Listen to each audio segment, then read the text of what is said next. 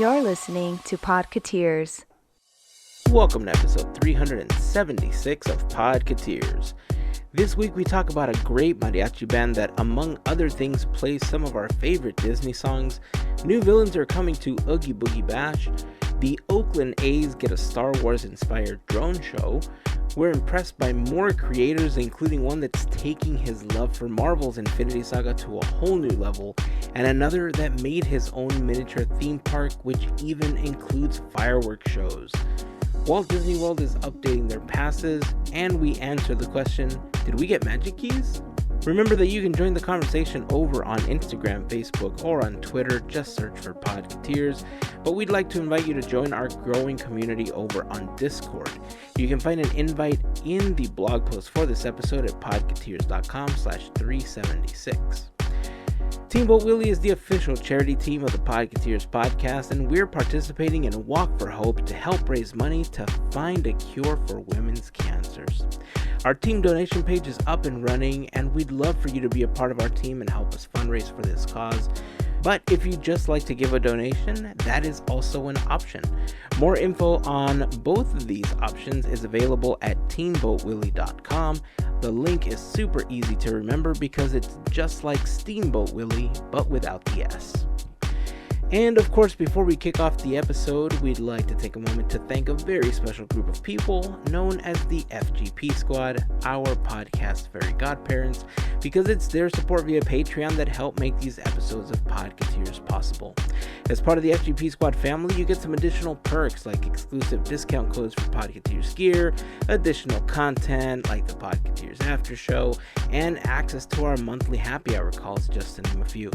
For more information on how you can become part of the FGP Squad family, we invite you to check out podketeers.com/FGP. And as always, a super special thank you goes out to the FGP Squad for their continued support. So it's time to get this episode rolling. If you're new to the podcast, welcome. We hope you enjoy what you're listening to, and we hope you come back to hang with us again. And for all of you that have been hanging with us weekly, we appreciate you, and we appreciate the time that you spend with us. So here we go. Here is episode 376 of Podketeers.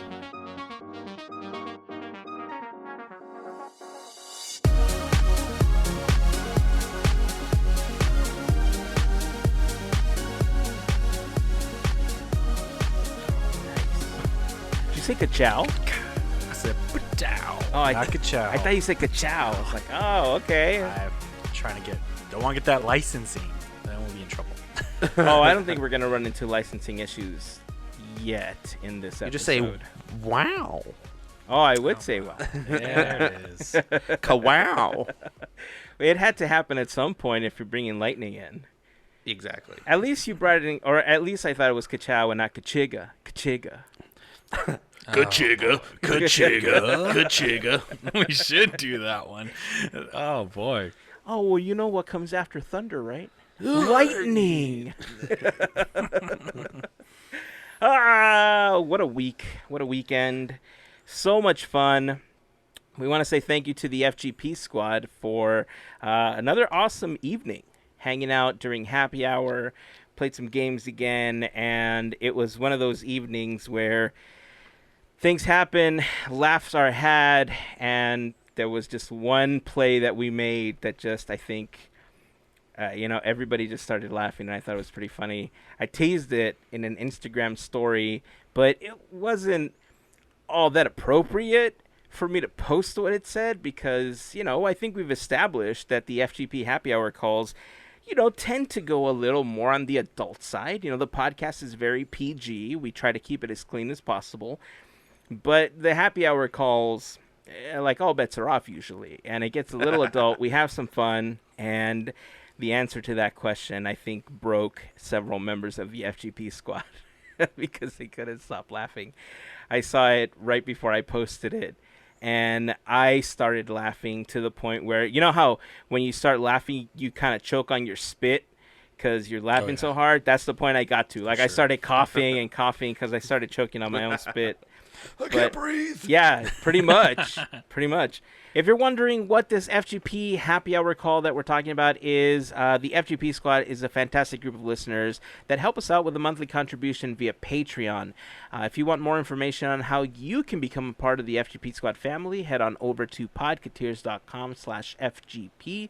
There you will find a list of some of our top contributors, some information on the FGP Squad in general, a link to sign up on Patreon, and more.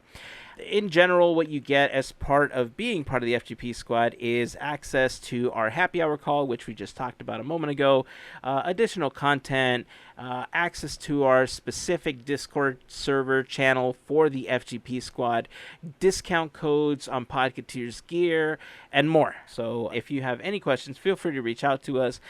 Podketeers.com/FGP is where you want to go for more information on that. And of course, to all of the members of the FGP Squad, we just want to say thanks again for hanging out this weekend. We had a blast, and thank you for all of your continued support.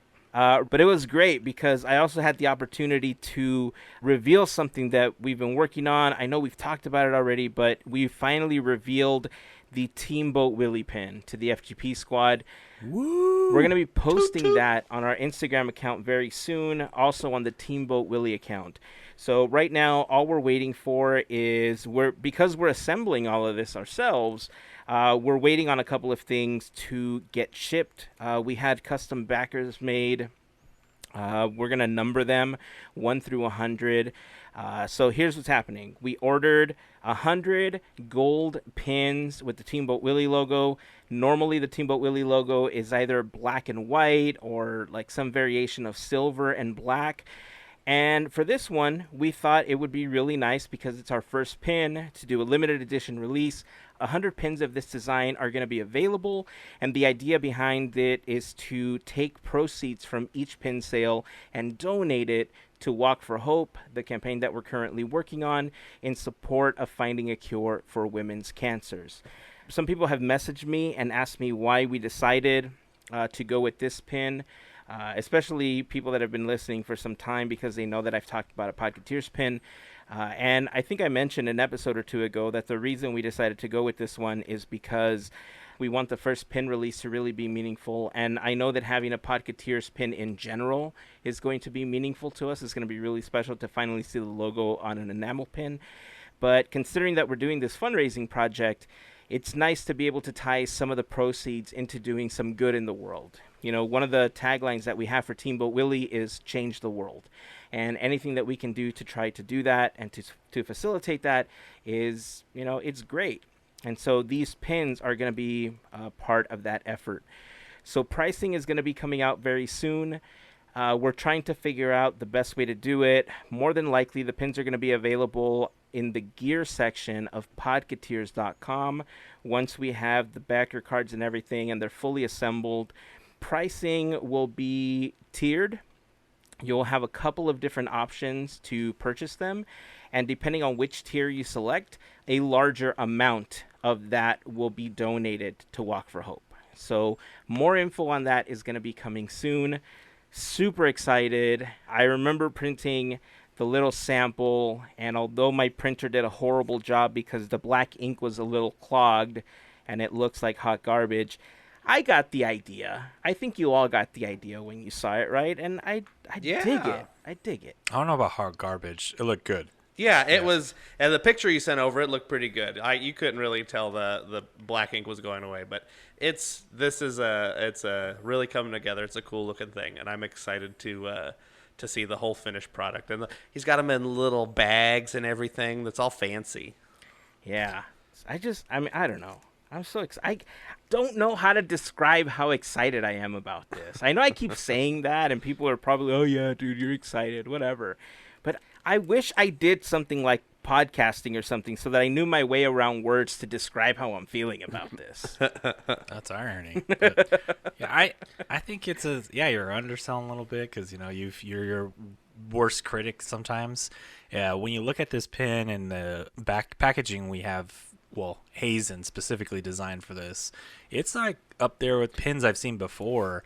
And come on, folks, it's for a good cause. Like we said, one of the main taglines on is, you know, be that change, that good change for the world. So I'm totally bonkers over it. It looks cool. The enamel, like you talked about, there's just something about having that backing on it which makes it really sweet. Yeah, and sometimes, sometimes gold can look gaudy, but just how exactly it is, it just looks like it was meant to be that way. So it's very classy in a good way. Hey, it's funny. I'm glad that you mentioned that, because that gold, I remember the first version of it looked really yellow and it looked really faded, and I didn't like it. I instantly got scared, because I remember looking at it and thinking, is this really what it's going to look like? And I remember looking at other pins, especially Disney pins that we've purchased, and I just remember thinking, it can be better. It can be better. And I'm glad that we went back and we were able to adjust that and get some things going, because, I'm telling you, so happy. You could go put them on a rack at the parks right away, and nobody would know the difference that it was a That's how good they are. real professional pin. Dude, there's a Mitch Hedberg joke. Are you guys familiar with Mitch Hedberg? Very much so. Yes. So there's a Mitch Hedberg joke that I really like. He's talking about releasing his own CD. And so he takes his CD, back when CDs were a thing. Those were little silver-plated round contraptions that you would put into machine kids, and they would play music or audio files, whatever the case was. They were shiny. You could even use them as Frisbees. Frisbees, by the way, are these things you would throw at each other. And anyway, so there's this joke where he talks about getting copies of his album. He takes it to a record store, puts it into a bin, and the people working there are like, "Oh, what are you doing?" He's all like, "It is for sale. Please alphabetize it." And I'm like, yes, I'm going to do the same thing with the pin. I'm going to take it to World of Disney, throw it up on a rack, and be like, please alphabetize this under T for Teamboat Willie.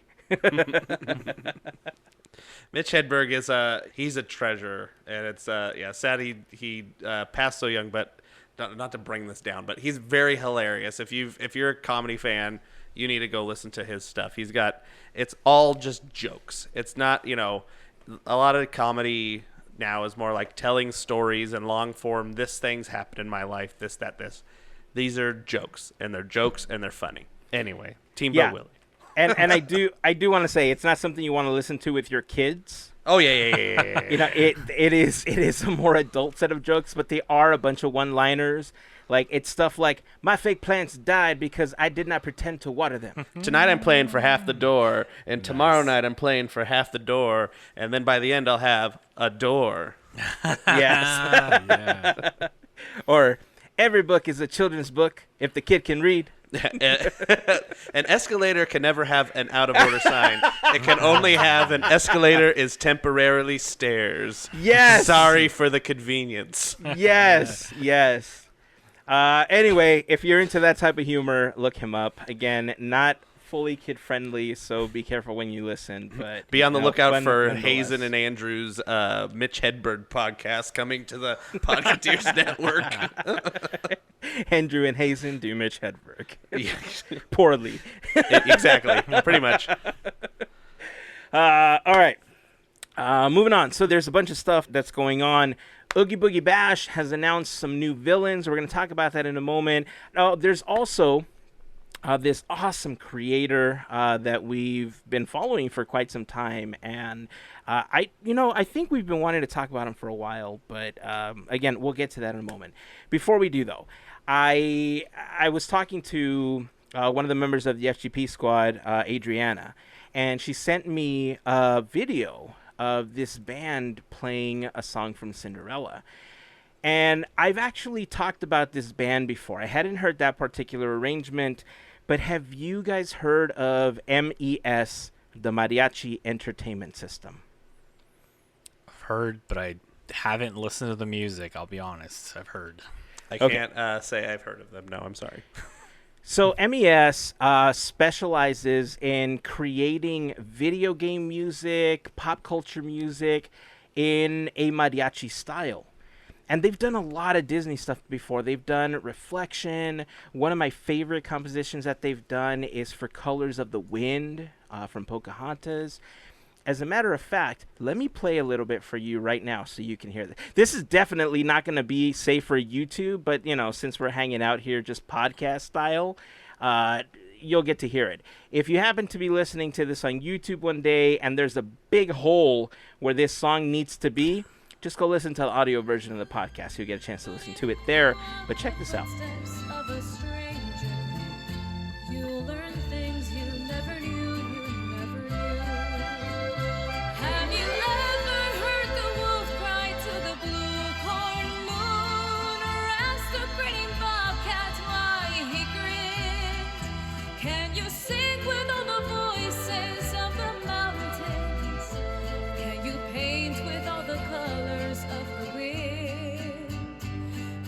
Paint with all the colors of the wind. All right, I just think that's gorgeous. I love that arrangement. I love how it sounds. I love what they've done with it.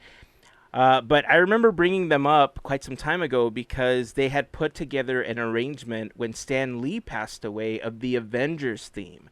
And they had gotten together at a comic book store. They played it. Man, I just remember like the tears just flowing. Like it was just all over the place after listening to that. But like I said, they do a lot of really great covers. One of my favorite video game themes that they do is, you guys ever play Mega Man when you were a kid? Yeah, long time ago though. Okay, so remember there was the Dr. Wily stage from Mega Man 2 became like one of the most iconic Nintendo themes ever. Mm-hmm. They covered that, and it sounds awesome in mariachi style. Cool. I need to play it a little bit because I'm still blown away by how good this is. Check this out.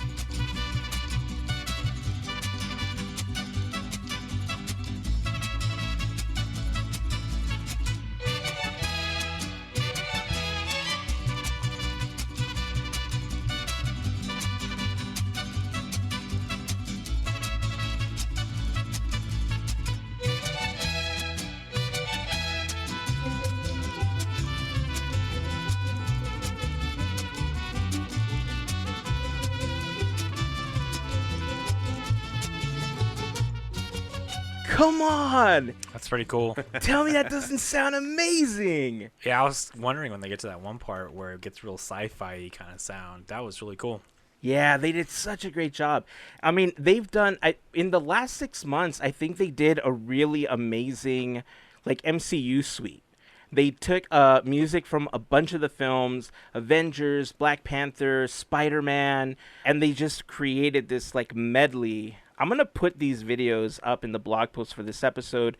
Podketeers.com/376 is where you'll find them.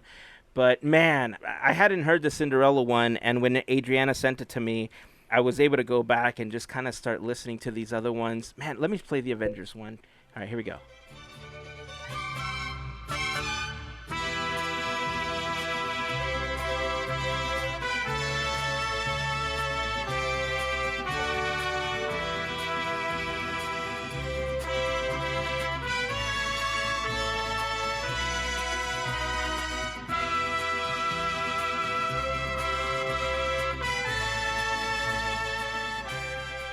All right, I'm gonna start being moved to tears at this point. I'm gonna cut this off.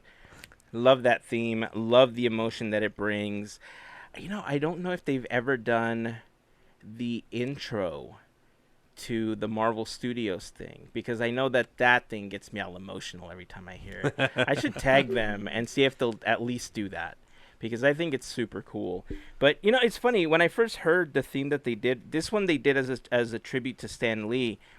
But I remember listening to this and just realizing why, at least there was this correlation in my brain about how it works so well during the standoff scenes, because it kind of channels like old Western films and the music styling and cadence of like the spaghetti Westerns, and the music that you heard in the background and how it's styled, how it's structured, except with violins and, you know, cellos and non-traditional instruments. And hearing it this way made me realize it. It's probably something other people have realized way smarter than me, but that was the first time I had made that correlation, and, you know, I was pretty happy about that. Well, now I want to hear the Avengers theme as a Western like music. Oh, it's kind of like tones of the Mandalorian.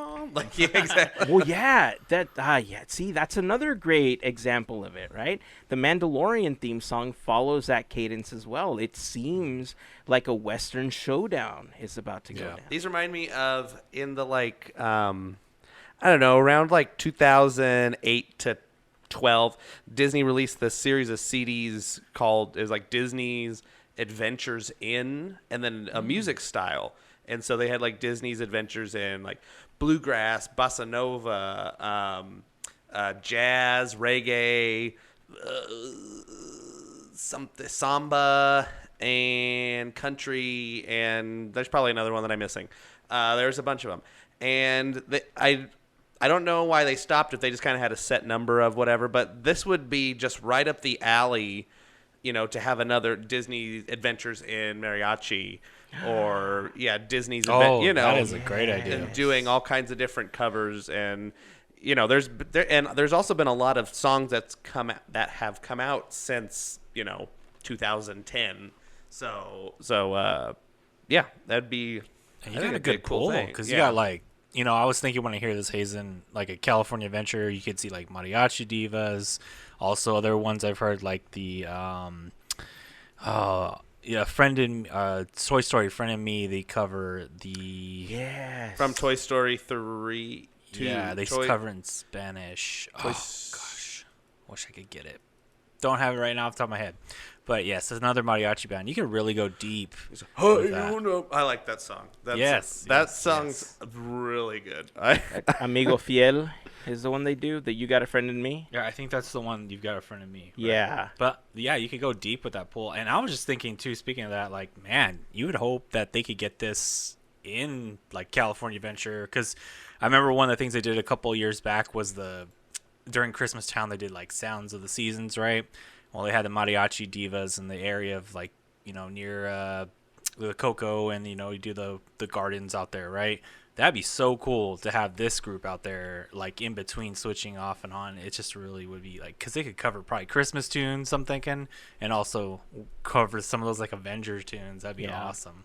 You bring up a great point too. I mean, mariachi divas are awesome. We've had an opportunity to see them perform several different songs, and I mean, I think if they alternate, kind of like you said, one is in one location, because mariachi divas tended to be over the wharf area, right? Isn't that where they normally hang out? They had them there in front of the restaurant, kind of just like out in the nowhere. And then I've seen them play also at the Paradise Garden, that's whatever. The garden, that's the one stage there as well. Okay. So I don't know if that's a newer thing, pre-pandemic newer thing or what, because they were kind of they were moving a lot of entertainment around pre-pandemic. So I don't know when they come back where they'll be, but yeah, that'd be something cool. Also, you could have these guys, they'd be like the Disneyland band, but go around California Adventure, and they do like how the Disneyland does, do the cover of all the different. Yes. I love it. You're welcome, Disney. Make it happen. We'll hear about it next week or whatever. Right? It'll be fine. Just announced for the holiday season. It would be awesome. I mean, I've heard them cover standard stuff that you would instantly think it fits with the genre, right? Like the stuff from Coco instantly comes to people's minds when they hear that music genre. But you start hearing these other things and they just fit so well. That Mega Man theme was the one that solidified the band for me as like insanely legit, right? Because like Larry was talking about, there's these key pieces in that song that make it iconic, and they're kind of difficult to replicate and make it sound well. Like I've heard them replicated in many covers, and they all just kind of fall flat. And so I always kept reverting back to when I would listen to game themes, because yes, it's something I do at times when I'm working. And I always reverted to the original song from, the Dr. Wily theme from Mega Man 2. Until I heard this one. This has become my go-to version of that theme now because I just enjoy it so much. And all the Disney stuff that they cover, it's perfect whenever they do those festivals, like you said, having them rotate. I don't want them to replace anybody unless a contract is over and somebody wants to move on or something. But we've seen them cycle through different bands and different, genres throughout the week. They could do it with this band as well they're looking for a gig. I mean, I don't do the hiring, but if I did, they'd be on the list. I'll tell you that For much. sure. They're insanely talented. So again, YouTube link will be available in the blog post for this episode, podketeers.com/376. And hopefully one day they create the iconic theme that Michael Giacchino gave us as the intro to all Marvel films, but in mariachi version. And who knows, maybe Michael Giacchino will one day play with them. Who knows? I'm just throwing stuff out into the universe now. Let's see what happens. Let's throw spaghetti at the wall and see what sticks, right? Can't hurt. Right. Okay, so we're talking about Marvel. I think it's a really good time to bring up some stuff that was announced for Oogie Boogie Bash because there is a Marvel tie-in. Andrew, tell us about what's happening at Oogie Boogie Bash. Yeah, Disney released kind of like a teaser video deal. They didn't like technically announce them, but you can kind of guess as we see it's all foggy and all this kind of imagery, and you see the like spider doll head spider thing from the first Toy Story, and then you see a red dress that's on a bust dress form is what that's called, and then you see Agatha's chair from WandaVision. So leads you to believe that for Oogie Boogie Bash we're getting Sid from Toy Story, Cruella, the Emma Stone Cruella, and Agatha all along. It was Agatha as well.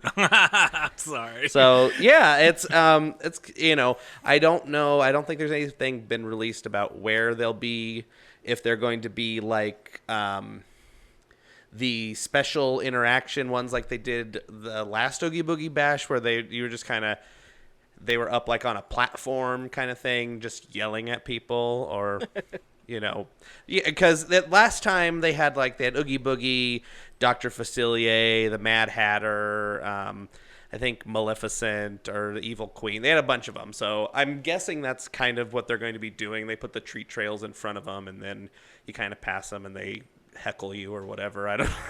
Whoa! Don't undersell this, Andrew. I'm going all in on this because now I'm a little envious of you guys getting those tickets, because when I went to that one in 2019, that was one of the coolest points, because when you went into DCA, Oogie Boogie had it's like a queue to get in the candy, but you had like the large spinning wheel, you had they had props. It's all like that's like a stage that's dressed up. So I could see like Agatha being in the Avengers area, and then you walk in, you'll have like this cool lighting setup, but at the same time it'll be like eerie, creepy things off, which is cool. Now the one that's Cruella's they gotta do something real cool with her. I'm guessing it's gotta be fashion, but still spooky. So that's gonna be, I can't even think of what they do there. But I think Sid's the one I'm most interested in, because I'm like, what do you do? How do you make that character like photogenic, like something you want to take a picture with? Because it just doesn't really resonate with me, but I'm interested to see what they would do with that one. Yeah, it's got to be like maybe it's his bedroom where he has like his workshop and stuff, and he's banging on stuff and then holds up a weird like toy or something. Ooh. Yeah. Imagine that, like shadows behind him. Yeah. Like or he's in the huge backyard toy. trying to barbecue toys. Who knows what he's doing? Oh, boy, I don't know. That'd be a deep That would be cut. crazy. Yeah.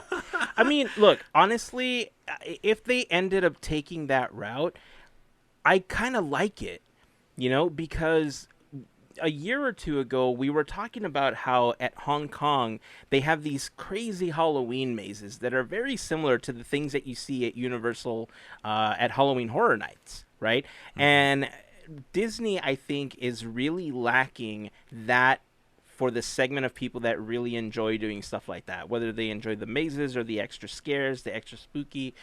And I understand that, Disney is much more catered to children and that they really want to keep it, available for everyone. But I've always thought that if they converted, Stage 19 or one of those buildings in the back into some kind of maze that is age restricted, or you sign some waiver or something that, you're not going to get angry at the company or sue them because you got too scared walking through this thing or whatever, I think that it would be such a popular attraction to have at California Adventure during the Halloween season. And if we're getting this and they decide to push the boundaries with Sid, it's not unheard of, right? We've actually seen Sid's toys walking around as part of parades at Disneyland or Magic Kingdom, one of the two, I don't remember. point. So, I mean, we've seen Babyface, which is that big spider baby looking thing. And there's just two guys, I think, in the back making all the legs crawl. So it wouldn't be out of character to have them there. And then you add a couple of flame effects and stuff, and it looks super cool. Again, flame effects, Phantasmic, pirates. Like, it's not unheard of. World of Color has fire in it. So, you know, you combine some of those things, and I think you're in for something super cool. Cruella, it would be funny to see cartoon Cruella and Cruella from the film, you know, going at it, you know, in the Esplanade. Just That'd be kind of interesting. like, you know, shouting at each other, you know, from one side to another.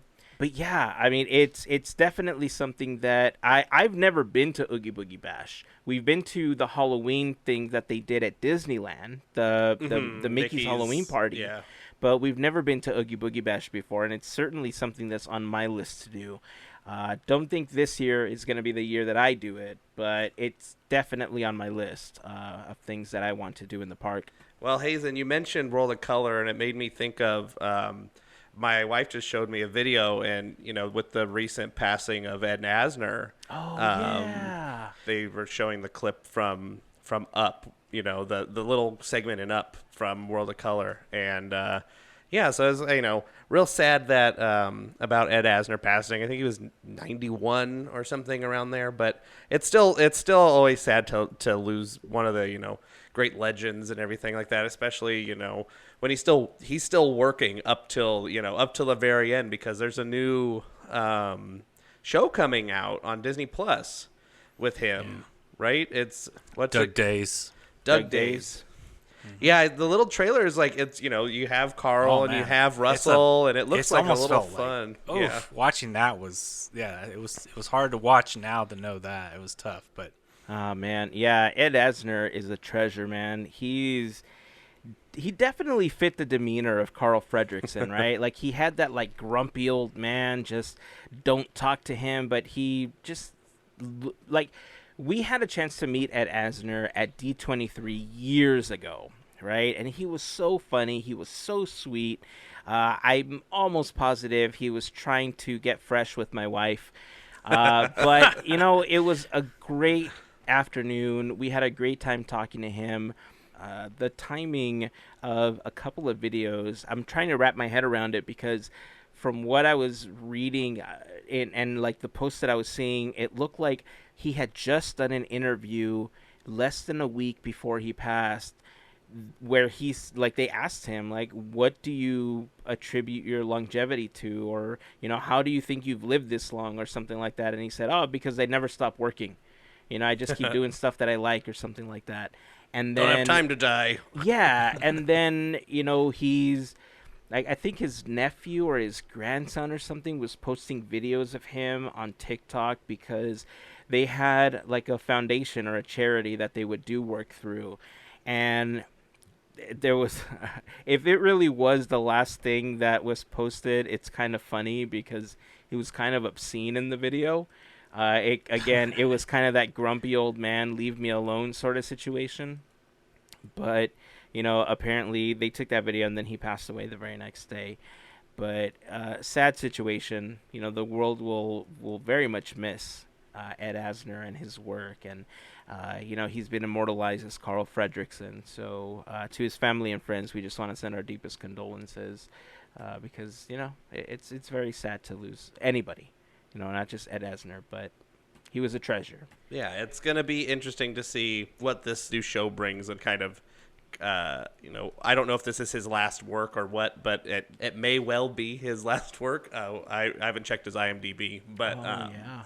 it's, you kind of don't think about it until it happens. You're like, oh yeah, he was very old. And a lot of these, you know, people that are legends, Voice I mean, just, yeah, and they're legends, and they've, you know, they're legends because they've been around for so long.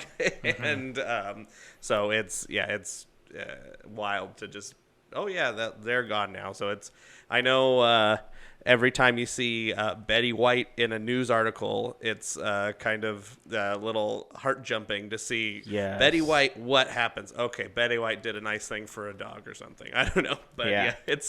yeah. Betty White runs in front of a train to save a kitten. Yeah. Oh boy.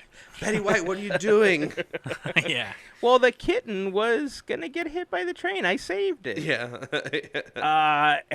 So I kind of want to hard pivot real quick before we get back to all the Marvel talk, because you mentioned, Larry, that up in your favorite team's stadium, there was going to be a drone show, and That's right. that finally happened. Yes, they had this weekend the first ever Major League Baseball. They called it a light show, but it was truly a drone show, which was Star Wars themed. Now they've always had a Star Wars theme. That's like most Major League Baseball teams have that once in a year. They try to tie it to fireworks.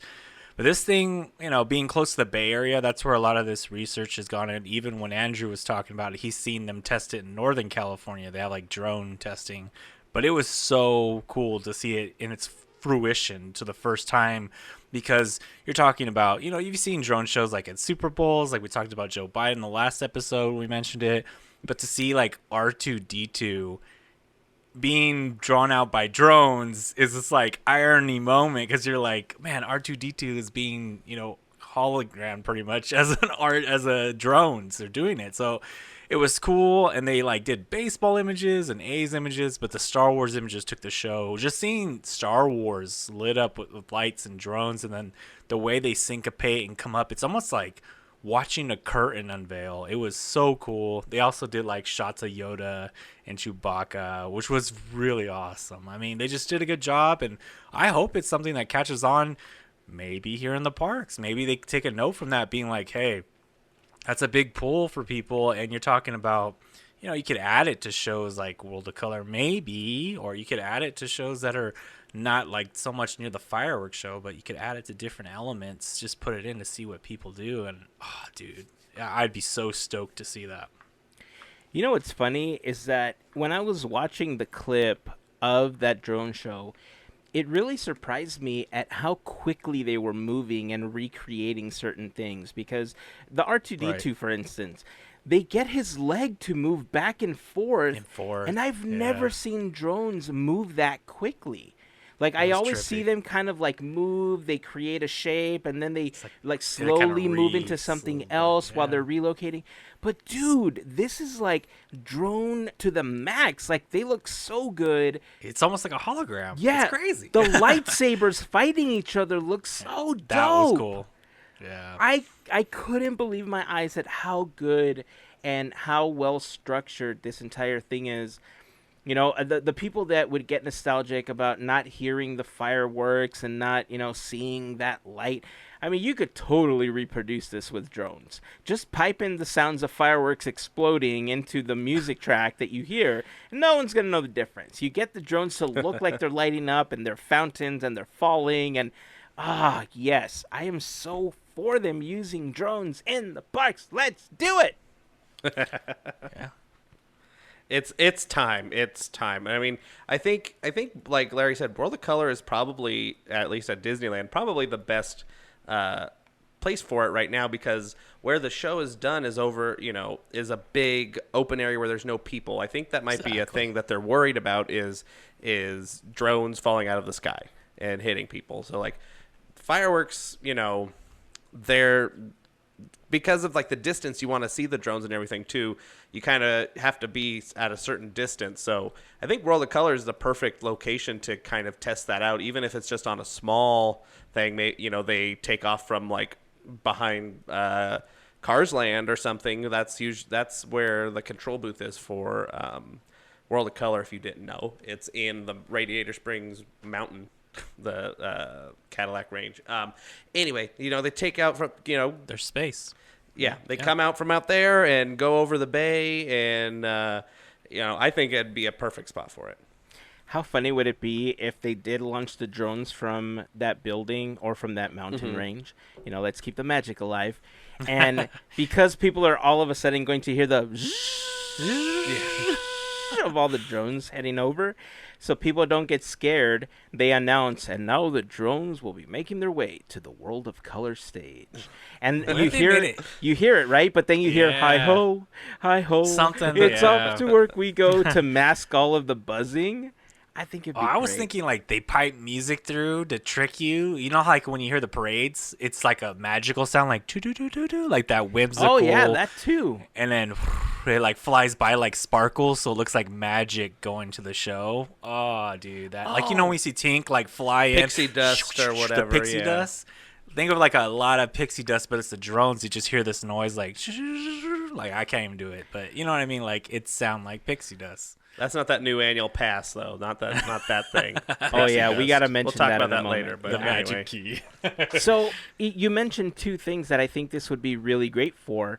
Well, you didn't mention one, but Tinkerbell, right, over the castle. Imagine drones flying behind her and just looking like they're creating pixie dust as she's flying. And they don't have to be directly behind her. They could be off to the sides and still give off the same illusion, right? Yeah, exactly. But imagine something like Phantasmic, where they're flying around Mickey and there's magic being created around him, and like he's there's working he's something whirling out it, of right? Conjuring. Oh, it's so Yeah, good! I'm that telling would be you. cool. I'm That telling would you, be cool. this has to happen. So good. Disney, hire us to produce a show for you. We'll do this. Just putting Boom, it out easy there. peasy. We're right there. We're right Yeah, here. We'll We're need available. some funding to buy a bunch of Yeah. drones and the computers to control them, but we could do it. We could do it. Well, We'll we're just need some the time. idea. We're the idea people. Right. And right. Yeah. We'll get the professionals to do it because there's probably a steep learning curve. Totally valid jobs, by the way, being just the idea people. So I'm for it. Idea people. I'm Yeah, for let's it. do it. I've seen it behind the attraction. I've seen it. I mean, Walt Disney built an entire empire on a bunch of ideas, right? He built Disneyland that way, so let's do it. Optimism. Love it. Yeah, that clip of the drone show was something that we saw on TikTok. I'll throw it up in the blog post for the episode if you want to take a look at it as well. Podketeers.com/367. So tons of cool stuff on TikTok. I'll make it short on this one because he's still working on it. But since we were talking about Avengers a little while ago, we're talking about Marvel. There is somebody on TikTok. His name is Billy. I don't remember his TikTok name. I will try to locate it, and I can leave a link for his stuff too. I may have mentioned it before, but he's creating a mega cut of the Infinity Saga. He took all of his Blu-rays, all of the deleted scenes, all of the extra segments, all of the end credit scene, everything, and he's basically cutting them all in order. So you can watch one giant 674-hour movie at the end. There's been tons of questions, obviously, if he's going to make this available. He's already answered it, and I can guarantee that's a no, because you would run into a lot of legal issues and everything. Yeah. But I think he is outlining where he's putting what, so that if you want to go back and you want to create your own, or if you want to try to watch it in that sequence, you can. It's going to be insane. But he's outlining how he's overlapped, like, parts of Thor into Iron Man, and then it goes into, like, this other film, and then it goes into this other one, and then it goes to Thanos at the end of this one, but then it cuts to this movie, and it's insane. I can't believe that he's taking something like that on. I remember a long time ago, I joked about doing that just with the films to try to watch them in order before they had Disney Plus and you could just watch them in order. But this is quite an undertaking. So kudos to him. I'll leave the link in the blog post if you want to check it out. And yeah, I'm rooting for him. That's a lot of space on a hard drive. That is, I'm assuming that once it's done, depending on how beefy his computer is, that's going to be months and months and months of rendering. That's a lot of hours to render out again. So I don't know if he's going to do it in pieces. If he's using Premiere, I don't know what to tell you, bro, because I have so many problems with Premiere. It crashes all the time. Apparently paying a monthly fee is not good enough for Adobe. They're like, oh, you have problems with Premiere? Cool. Here's an update that's going to ruin it more. So, good luck rendering that out. I hope you're doing it in pieces so that you can easily put it together after once it's all, cut up. But at one point in my life, I would love to be able to see this somehow. I don't think it's ever going to happen, but if he outlines everything and gives us like a script of how he layered it, I would love to follow that legwork and create my own version of it. I mean, it's cool. I don't have enough things to do, so this is definitely something. Especially with that 3D printer coming down the pipeline, right? That 3D printer talk back. But yeah, who knows? Maybe you know that guy that did that deep fake with Luke, he's got hired with Disney. Maybe they kind of partner with this guy or something and say, look he did this. Maybe we'll officially release the Marvel cut, what'd you say, the Billy cut, the mega cut, the MCU on Disney Plus for a week or something, or take you a week to watch it, but.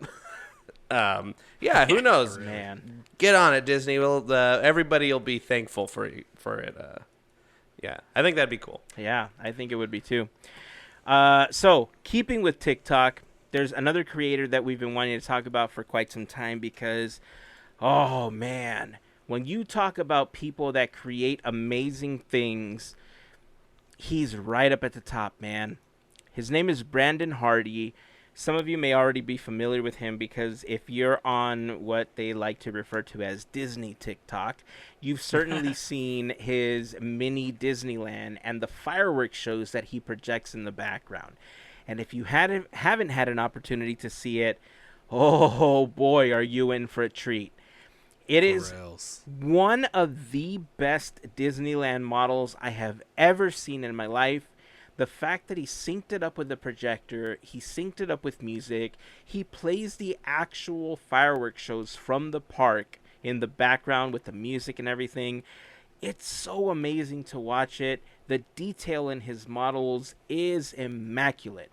This is like if you want a project and you want to build a Disneyland, this is what you should go look at for some inspiration. For sure. Yeah, I think Heyzen nailed on every point there because I'm not a TikTok user. And for the point that Heyzen said, I like to have 15 hours of my day still with me. But this guy made a run for my money because luckily I have family members that watch out for me. They're like, hey, there's this guy on TikTok you got to see, that you got to check this out. I know you like Disney.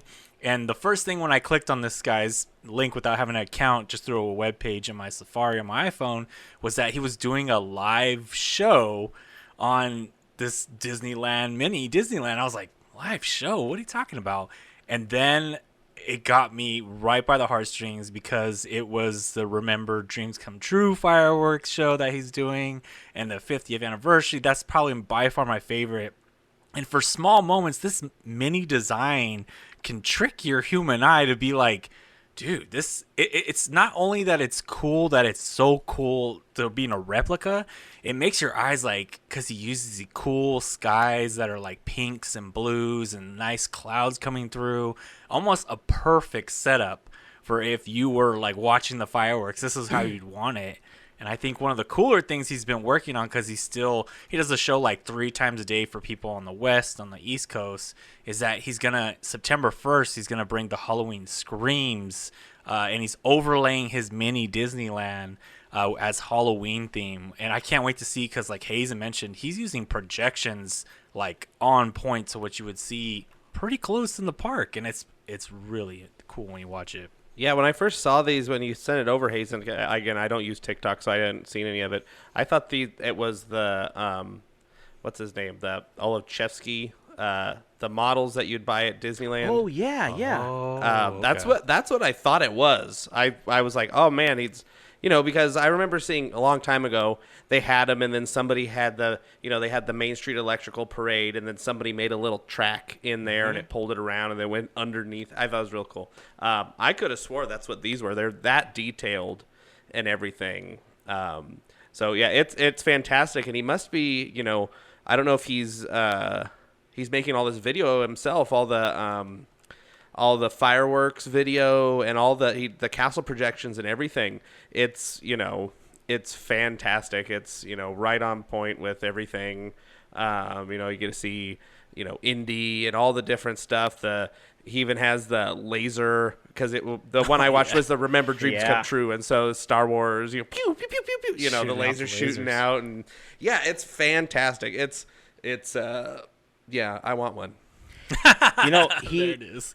He actually has a YouTube channel where he puts up bigger versions of the videos, higher res, obviously, than what you have on TikTok.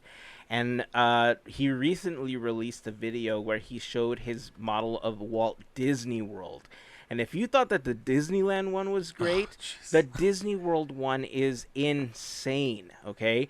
And it's not even something that he built a long time ago, because it even has Galaxy's Edge in there. So that's how recent it is. Like, this is all stuff that he was working on, like, during the pandemic. Like, during the pandemic, I was just trying not to lose my mind, and this guy was doing this, right? Like, he was creating this amazing art. Like, he's a visual artist, director, he's a scene designer, he's a puppeteer, and he's taking all of these disciplines that he works with, and he's creating these pieces of magic. Like, he's got a working model of the Hatbox Ghost that he created. He created his own little mini haunted mansion, like the attraction. It looks so good. Like, you're just walking around his house, and he's got all of the effects. He's got this blog post is going to be very video heavy, because I can tell you there's going to be a lot of amazing stuff as part of this one. But yeah, that Disney World model looks super amazing. I definitely recommend that you go check it out. And when he does the live shows on TikTok, they're definitely worth seeing as well, because like Larry said, the way that he uses perspective to shoot some of these things makes you feel like you're on Main Street.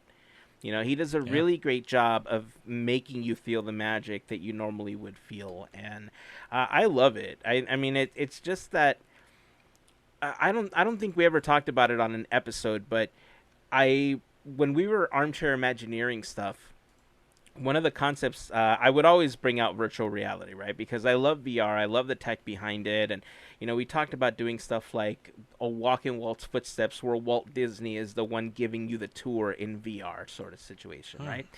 But I wondered if there was ever a situation, I may have actually talked about it, because I talked about how they could use it for like people that can't go to the parks, like in the children's hospital, for the kids that can't leave the bed, right?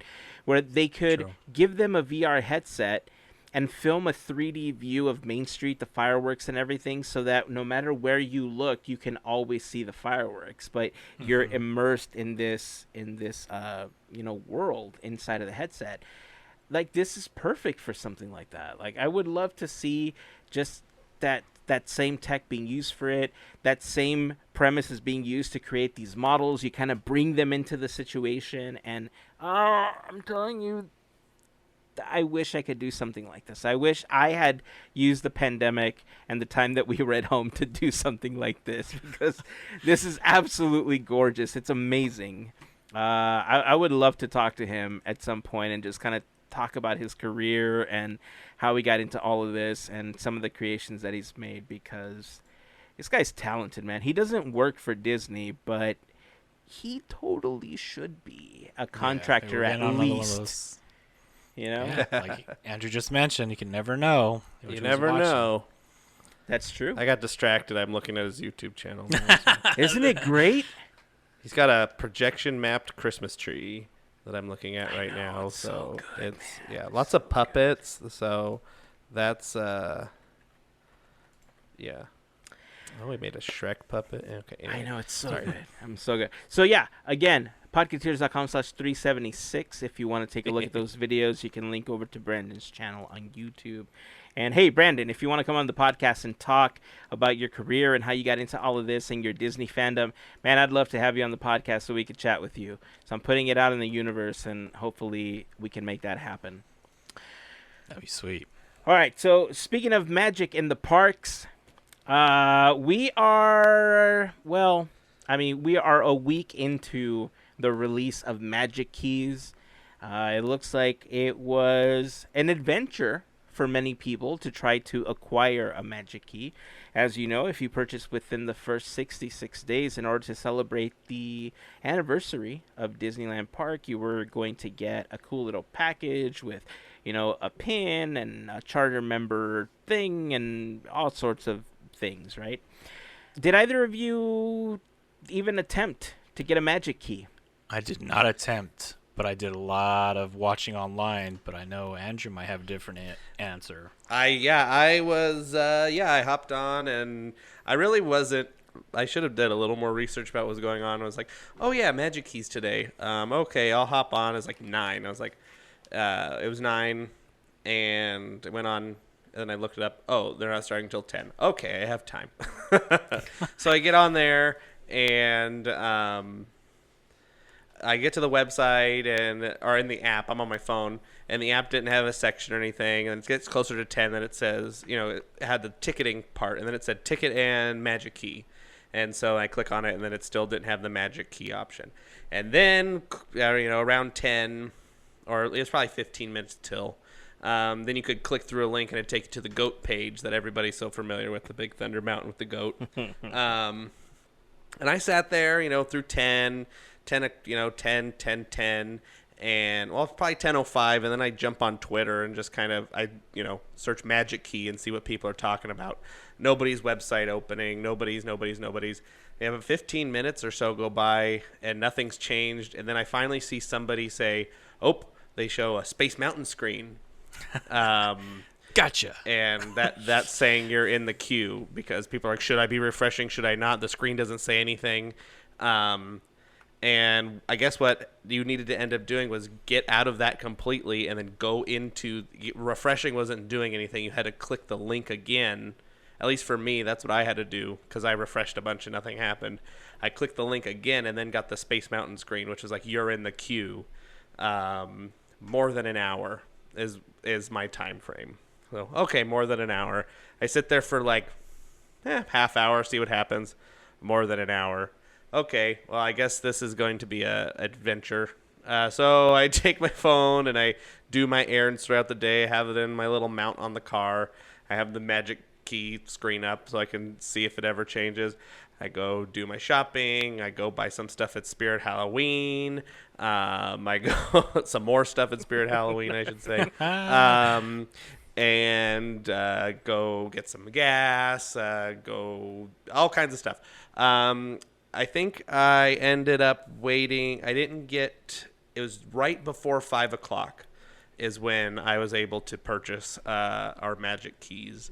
And yeah, so a nice 7 hours almost of waiting. But I mean, luckily I wasn't sitting there at a computer. I was, had the forethought enough to do it on my phone so I could go out for the day and not waste a day. But so I got the key. It was easy enough. I was glad I was doing a little bit of research about, there's a little checkbox you have to check to make sure that you are a California resident. If you have to be logged into your account and then check a little checkbox so you can get the monthly payments. So I know some people are having issues with getting the monthly payment. But yeah, we got our dream keys and then immediately got our reservations for when we're going to be down there next month. Or I guess when we're going to be down there this month. Well, this comes out on the 1st of the month. So got a key. And Melissa's not recording today, but I know she's still waiting a little bit. But what happened, Heyzen? Because I know everything was up in the air with passes and everything, and what happened? Yeah, so my wife and I had been talking about what we wanted to do about the passes, right? Because, like I mentioned before, we would have had to purchase 4 passes, between us and the kids. And the fact that there's no children's discount kind of still bothers me, that they don't have just a children's tier. But eventually we decided that we want to get them. I mean, we did decide that we wanted to get them, but we were uncertain about when we were going to go back to the park. We're probably not going to go back until late this year, or maybe even January at this point. And it's just, it's a mixture of a lot of different things, but it's very unlikely that I'll be going anytime before December at this point. So we were thinking about, should we buy a lower tier and then upgrade later, and then at least that way we end up being a charter member for Magic Keys and we get the package and all that good stuff, right? What we didn't realize was that if we did that, when we did upgrade, we were going to be responsible for the entire amount of the difference between the pass that we were on and the next tier. So if we did end up getting the lowest tier, which was about 400, we would be responsible for $1,000, to upgrade to the Dream Key, because that's the one that we wanted. We wanted to make sure that we didn't have any, or as very few blockout dates as possible, that we had the max discounts available, and really the flexibility to try to go whenever we could go or get a reservation for, which is the closest experience we're going to have to what we had before, when we could just go whenever we wanted. Ultimately, we decided, let's go for it. Let's get in the queue and let's see what happens. And if the universe says, you're in the queue, you make it through to the other side and you get your Dream Key, then great. We didn't all get the Dream Keys. But I have one now. So I have a Dream Key. We're going to be paying for it for the next several months, but because it doesn't activate until the first time that you actually go to the park, the idea behind having it is that even though we're paying for 6 months where we don't go, we're going to have 6 months on the tail end where we're not paying for it and still have the pass, right? So we can be saving money at that point to get the next round that comes up when it comes up for renewal. So the idea was just get it, become charter members, and deal with when we go to the park and everything later on. So I am officially a Dream Key holder at this point. Kachaga. Kachaga. So yeah, I'm pretty excited. I think my wife got in the queue because she did the whole thing for us. I wasn't able to jump in because I had several meetings at work throughout the day, and I just wasn't going to be able to pay attention. So she had the opportunity to jump in the queue. She got the Space Mountain queue, realized that she had the link that she had to click on, immediately got the Space Mountain queue that Andrew was talking about. I think she jumped into the queue about 10:20, like right before 10:30. And I finally got a message from her saying the purchase is ready around 2:30. It sounds pretty comparable to about how long it took you, Andrew, since you hopped in a little. I was probably only maybe 10 minutes after her getting the Space Mountain thing. I was probably about 10:30. Oh, really? So I waited. Yeah, I was not that much longer because I started at 10. On the thing, the Thunder page, the big Thunder page, and then once I saw people doing this, I was refreshing and all kinds of weird stuff, and then finally got the link. So it must have just everybody got the news at the same time. Oh, you have to re-click in, and it kind of just piled on. Yeah, it looks like there were several hiccups because even she ran into some problems during checkout where entering the address for one person apparently doesn't carry over to the other one. So if you were buying multiple passes, you had to enter the address for every single person, regardless of what they were getting. So it was little things that weren't well explained during the process that made it a little more difficult. I know that there was reports on like Instagram and Twitter that people were having all sorts of other issues trying to check out. And so much so that a lot of people just got frustrated and were going to the kiosk at Disneyland to try to get it there. Whether it was not having the ability to do payments because it wasn't showing up for some people, even though they were California residents, they weren't getting the checkbox. Or I don't know what all the issues were, but I know that there were reports of people having issues, and it did result in very, very long lines on the on the Esplanade at the kiosks in order for people to buy them and to upgrade their daily ticket. So yeah, I'm excited. I'm hoping that we do end up going sooner than later, because after being away for so long, it's no secret that Christmas in the parks is my favorite time of year there. So even if we can't go until January, thankfully it kind of bleeds into January a little bit and we still get a little bit of the tail end of that. But I mean, it's not the same, right? Like going before Christmas is just a thing, and I don't know. I'm crossing my fingers that we get a chance to go at least in December, and then again hopefully in January, and it'll cap off, that season for us. So I'm excited about it. Yeah, and it's exciting. I'm excited to go. And it looks like, I mean, I was just looking at the reservation calendar for our passes, and next weekend is booked up, or this coming weekend, and the following weekend's when I'm going to be there, so I can't see if there's availability, but everything else is completely open. I could go literally right now. Well, it's 10 o'clock. The parks are closed now. That's why you can go right now. Well, okay. But That was I my could, biggest question right there. yeah, you can, in the calendar, I was just looking at it, today is still available as of when I was looking at it before the time went. So yeah, if looks like if there's reservation available, you can click I'm there, boop, pick it and go.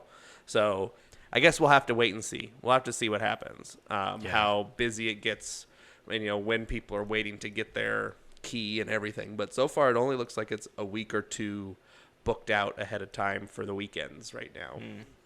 So, but the weekdays are completely open. Yeah. Yeah, I think a month from now we'll have a better understanding.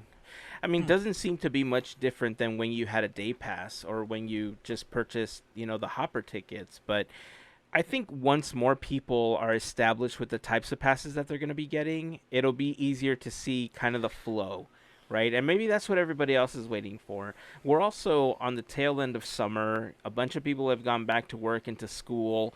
And, So true. there's going to be a big gap in reservations where I think people just can't go during the week. And so it's going to be interesting to see how that kind of either helps or doesn't when it gets to the Halloween season and the Christmas season in the parks. But, For sure. I mean, as far as reserving, it does look really similar to what it was before. And I don't know, from what you're saying, Andrew, it seems like there's even more dates available now. Yeah, for the passes, because from what I've heard, they're separate calendars. The ticket calendar is separate from the pass calendar, so they each have their own allotment. Which is exactly what Larry had talked Yeah. about and brought up, several episodes ago. And so I guess now we have confirmation that, depending on what you have, you will have a different calendar to work off of. So they are giving certain tickets and certain passes more priority than others. And that it's kind of nice because they say, okay, we have X amount of tickets, and they probably have the days already figured out, like, okay, all these Saturdays, these tickets get this many, these passes get this many.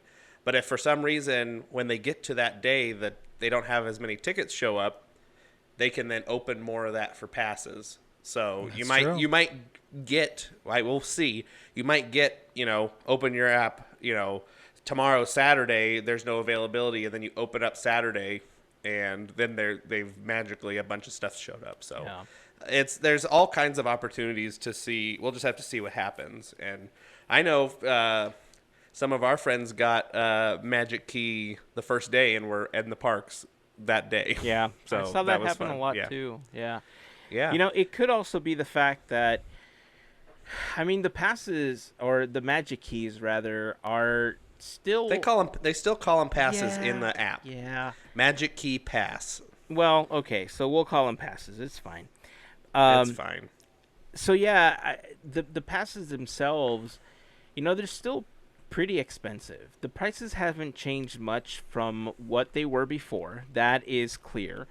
The only real difference is obviously the fact that you have to work on a reservation system. You can't just pick up and go.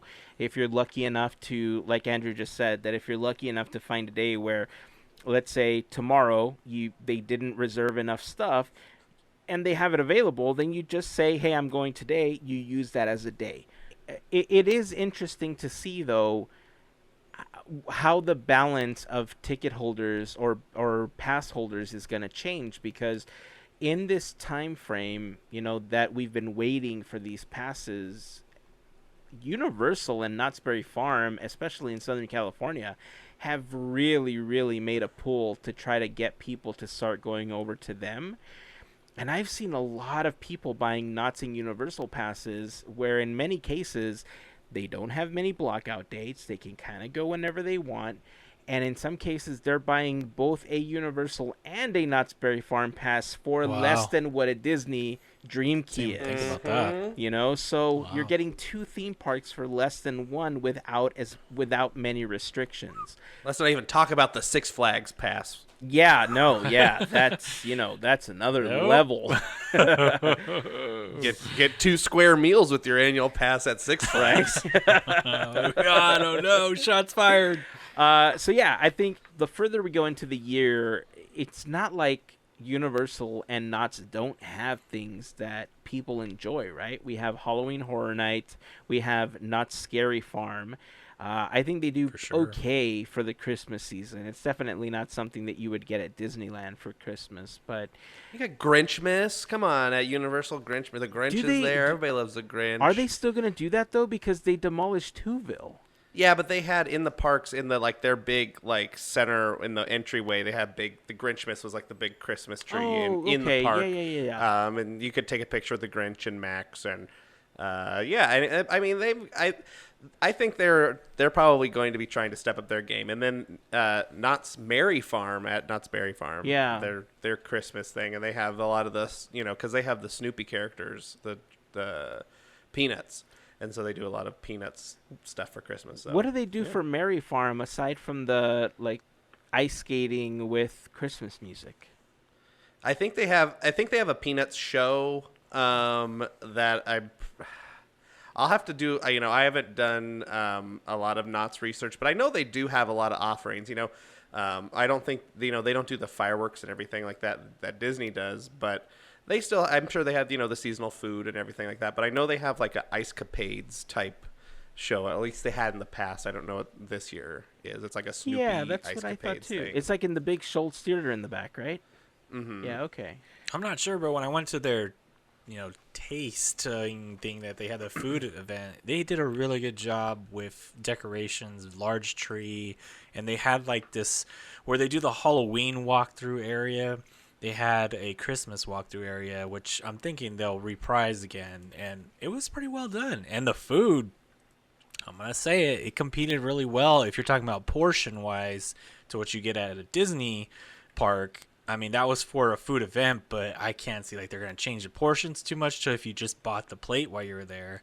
It was really good. So I think you're onto something, Heyzen. When we get to these holidays, it could be a different landscape for these theme parks out here in the Southern California area to be a little bit more competition, which would be good for us as the buyers for sure. It's good for everybody because if there's more competition, that means all the parks have to step their game up to try and win those people back. Yeah, exactly. So it's going to be better for the consumer in the long run. Yeah. So I'm all for it. Yeah, I have the Disneyland, the Magic Key. So everybody else go ahead and go over to Universal Studios.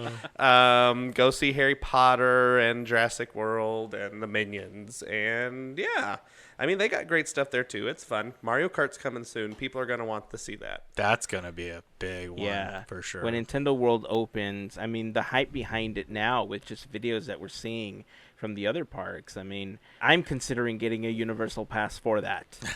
I love it. I love what I've seen. And when it comes to just food options, especially with Knott's, I can tell you, eating at Universal, the only thing that I've ever had at Universal that I thought was wow, this was definitely worth the price, is going to be one of the donuts in Springfield. Yes.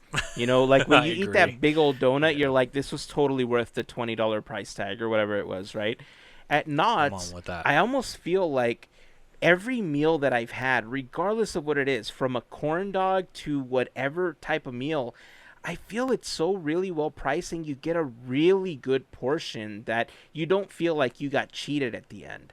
And I've had meals at Disneyland where they're either not great, they're kind of dry, or they just feel overpriced for the amount that you're getting, even when it's not a tasting event, even when it's just going to Tomorrowland Terrace and buying a burger, for instance. Gotcha. You're just looking at you, Hungry Bear. No, that's the thing, right? Hungry Bear actually has some of the better selections, ironically. It's hit or miss. You definitely have to know where you want to go for some of the better food. And then when they start changing it up for the holidays, they do tend to make some of the portions smaller because it's a limited release, for the holidays. But then they jack up the price for $5 because it's a limited release for the holidays. And I don't see that very often at Universal and Knott's. And maybe it's because I don't go as often. But the times that we have gone, it feels like I'm kind of paying around the same price regardless of what it is. And I just feel like I'm getting more full, when I eat at those other parks. So, well, yeah, at Universal, at the Harry Potter, they have that was it the 3 broomsticks or whatever. They have some They have some big portions. They get a chicken feast, a chicken and ribs and all kinds of stuff. Yeah. I was not hungry after that. So there's some good stuff. Harry Potter's got I think probably the best menu at Universal currently. Agreed. That's one I didn't hit, so now I regret it. Agreed. Yeah, they have. They have a lot. It's trying to be that in that style of the English food and stuff. So it's a lot of meats and beans and bread and stuff. So good for me. I love it. Yeah, I love me some good barbecue. You're right. You're right on the money with all of that. So. Let's see how it. We'll keep track of it and we'll see how it affects it, or even if it affects it. That I know that there's people that don't care and they're just gonna get their Disney Magic Key and they just don't care about the other parks at all, and that's fine. I mean, you like what That's you the like, Disney right? pool. But Yeah. I think there is going to be a significant drop regardless of how many people have been waiting for this one for a variety of reasons. But primarily the price differential is really going to play a key component in how people enjoy their theme parks going forward. So hopefully that does put pressure on Disney to like you said, step up their game, right? And not make it feel like every single thing that they do is just a money pool from guests. So hey, speaking of the passes, before we close out the show, it looks like Walt Disney World is going to be getting their annual passes back as well, and they're doing it just in time for the anniversary. It looks like they go on sale September 8th, so not too long after the release of this episode. But they're not getting Magic Keys. I'm a little confused because This was weird. Yeah, I thought that the whole reason for canceling everything was to bring everything to the same level and we were all going to be on the same blah, blah, blah. And, and maybe it was just for Disneyland because we got word that new annual passes are going to take over the platinum gold, silver, select, all that stuff that already existed.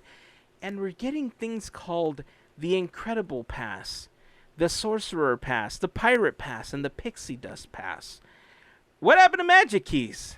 Yeah, Walt Disney World is its own bag. It's really completely different, and yeah, because they already, their pass program has been up and running again for a while. So they didn't really retool anything at that point. They just kind of had, because they were, Walt Disney World was not closed as long as Disneyland was. So they didn't, if I'm remembering this correctly, because I'm not up on my Walt Disney World news, they didn't cancel everybody's passes at Walt Disney World. They just kind of pushed them like they intended to for Disneyland. Wait, so they didn't stop selling them? All they're doing They stopped, They stopped selling new passes, but this is pandemic times. They stopped selling new passes, but everybody that had them, they pushed. Now, if you want to buy a new pass, you can buy the old style pass up until whenever these launch, which I think is just in a couple days. September 8th, so next week. Up until then, you can buy the old style pass and be locked in that for a year.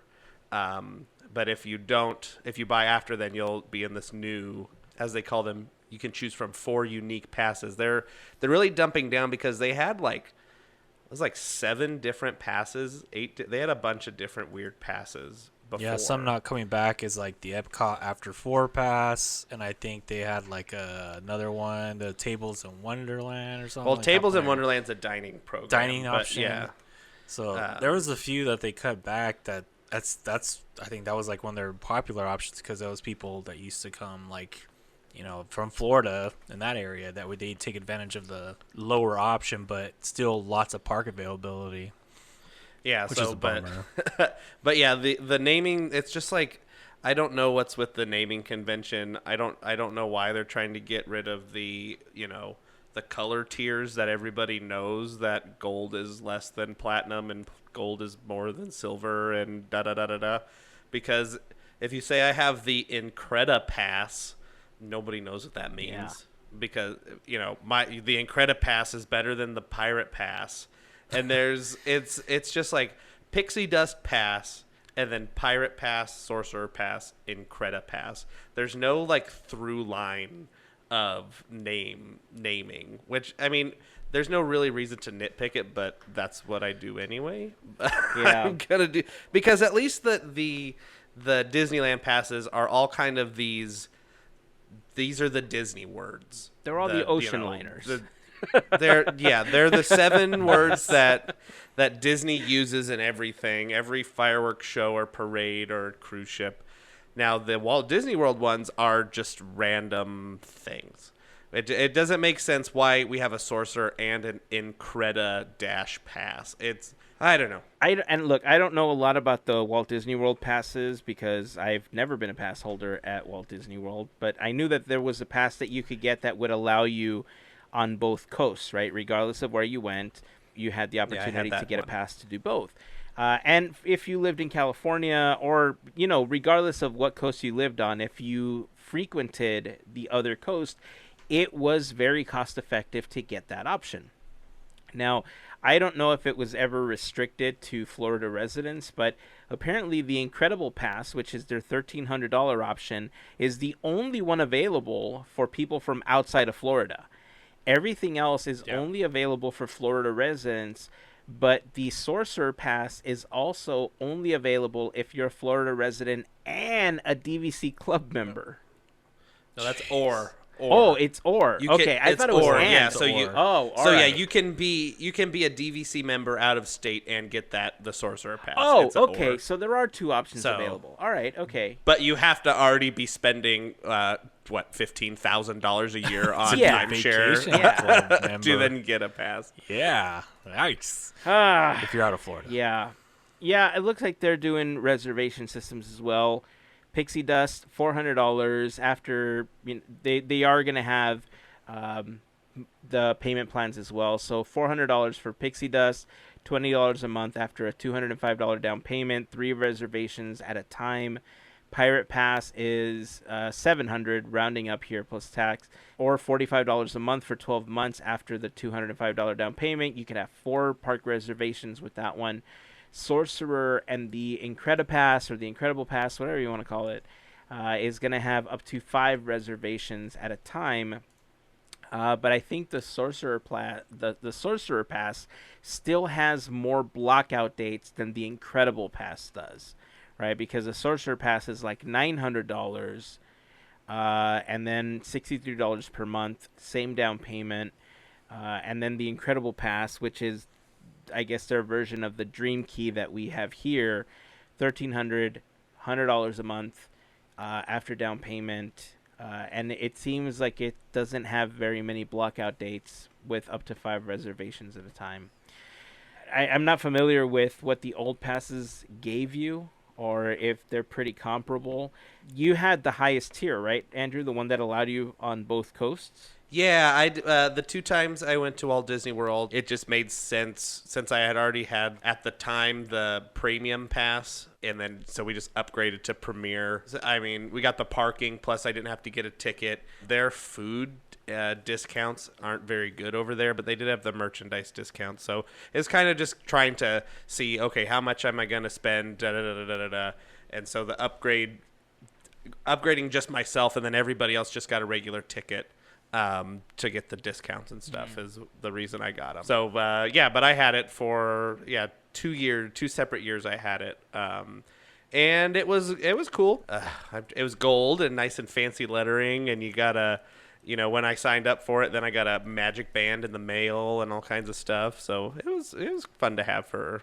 Yeah. Which are no longer going to be free at Disney World. Yeah. Yeah, I think they're changing it so that even if you get a vacation package, you no longer get the magic bands for free. I'm pretty sure that we talked about this a long time ago, that the more that we saw the app get integrated into every system in the parks, the less we were going to begin to see trinkets that would allow you to do the same thing like the magic bands.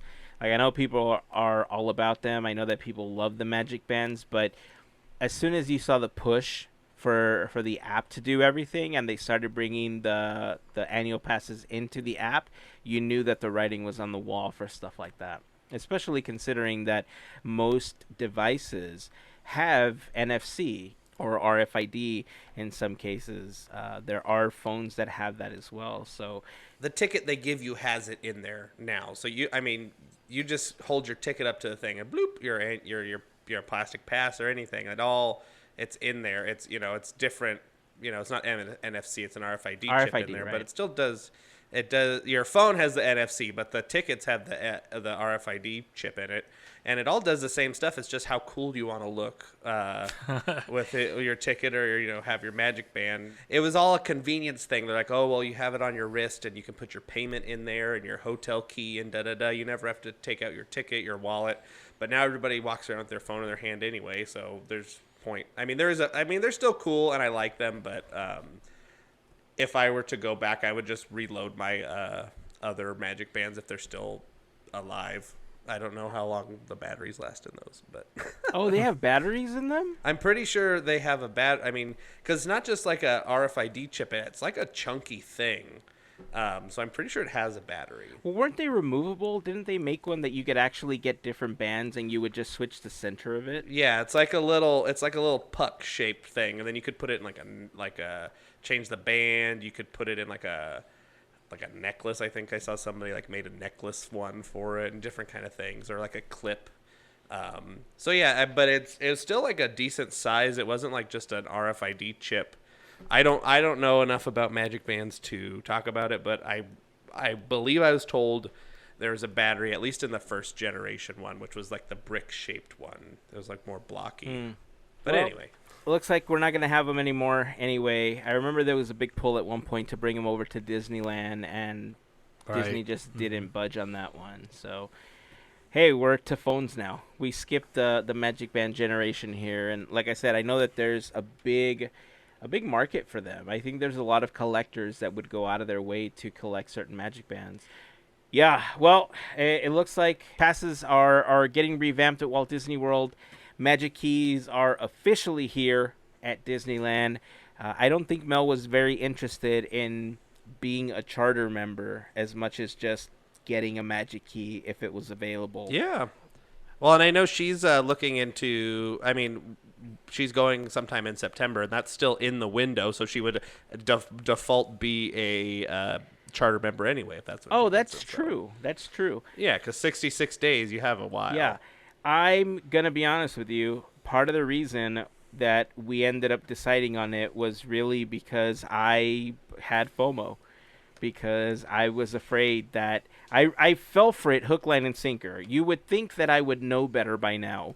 But that line of them running out of passes, I just thought to myself, what if it's true this time? What if they really do it? We've seen weirder things from Disney. Like, what if? And then after that, I just thought, right? And then I just thought, this is going to end one way or another. I'm either going to be a charter member or I'm going to be a charter member. And I went with being a charter member, and here we are. Yeah. Well, and that was, D23 had the same. They have a charter member. If you bought the first year, you're a charter member of D23. And at the expo, they have their own little lounge. And you get free bottles of water and a place to charge your phone. And I wish I was a D23 charter member, but... Yeah, I didn't get a chance to enjoy some of the benefits of having that charter member for D23. But hey, It is what it is, right? Now you are. Now I am. Now you are a charter member. Now I It's am. kind of Very nice not important. it's kind of nice not having to pay for Disney Plus for 3 years, but that's coming up pretty soon. Yes, it is. It is. And look, let's be honest. I'm gonna renew anyway, so Oh yeah, 100%. But it's still just kind of like a thing I didn't have to think about for 3 years. it was nice. It was fun while it lasted. So It's been 2. We still got a year. We still Good got timing. Yeah, we If still you got think 1 about year. it, you thought way ahead of when you're gonna really need it. that's true. 2020 was a great year to have Disney Oh Plus. man, to own stock in just Disney Plus at that point, or Netflix, or Hulu, or any of those Oh services. god, we could keep going down that list.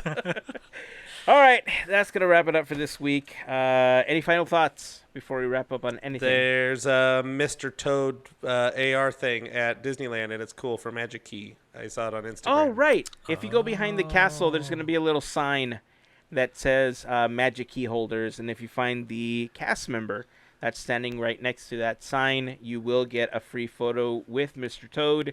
I believe the deed or the photo that he's holding actually says Magic Key on it. And, you It's know. Magic Key Certificate, and it's got a nice little That's rubber cool. stamp signed by Mr. Toad. It's a cute little thing. I'm gonna have to do that when we're It's there. actually one of the better photo ops that they've done with the character. I will admit that. It looks really nice. It's very clean, very cleanly done. I kind of dig it. So if you're a Magic Key holder and you're in the park, don't miss out on the opportunity to head over to the castle and find that photo op exclusively for Magic Key holders. That's it. That's going to wrap it up for this episode. Again, head over to the blog post over at podketeers.com if you want to check out any of the videos that we talked about in this episode. And that's it. Until next time, keep dreaming, keep moving forward, and always remember to pass on the magic. Have a fantastic week, everyone. See ya. So long, boys. I'll send you a postcard from Paradise Falls.